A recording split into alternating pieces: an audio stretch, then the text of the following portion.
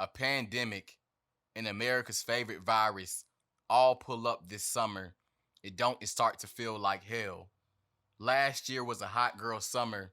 This year, the breath of Breonna Taylor evaporates while her killers make their summer vacation plans. Last week, Oluwatoyin dies at the hands of a black man whose rights she was fighting for, her voice too hoarse from the protest to be heard by hands that should have protected her.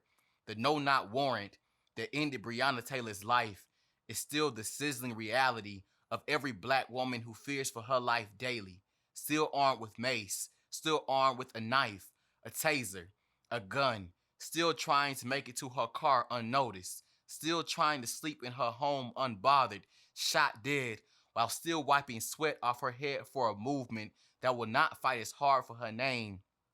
I find it no coincidence that America's thermometer on black life comes into question this summer. How sick it should be of leaving black bodies cold, how sore the throat of a black woman must be trying to fight for her life.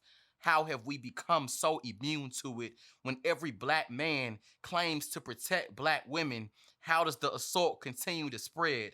Who then is the carrier of the disease when our mouths are overflowing with hate speech to describe black women? How dare we say that language is not the torch? How is the stereotype not the flame? A black girl should not have to die before we decide to stop calling her out of her name. No one's sister should have to be casket sharp before we see her body as more than just a place for our fantasies to die in. Ain't it crazy that black girl flourish is so synonymous with violence that black women have flipped the script? Always beat, always slayed.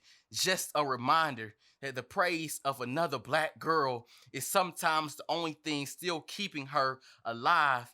Ain't it a shame that this summer, Breonna Taylor, Oluwatoyin, they don't get to put their toes in the sand.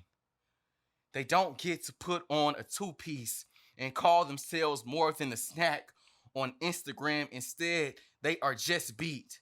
They are just slayed. Black man, how many of her tears must turn into clouds before we recognize the cycle? Is her life still worth the storm when she is not your blood? Would you still have called her by her name when she was still alive?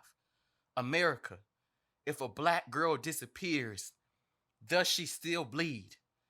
Do we assume that she is still alive? If a black girl is gunned down in her home by police, does her magic keep her alive? Must her ghost come to the protests to make sure her story is still heard? Someone tell me, who stands in the heat with a black woman when her testimony is discredited, when her body is assaulted by a man you know, when her skin is riddled with bullets? Must she always be the only one feeling the humidity of all the black women silenced before her?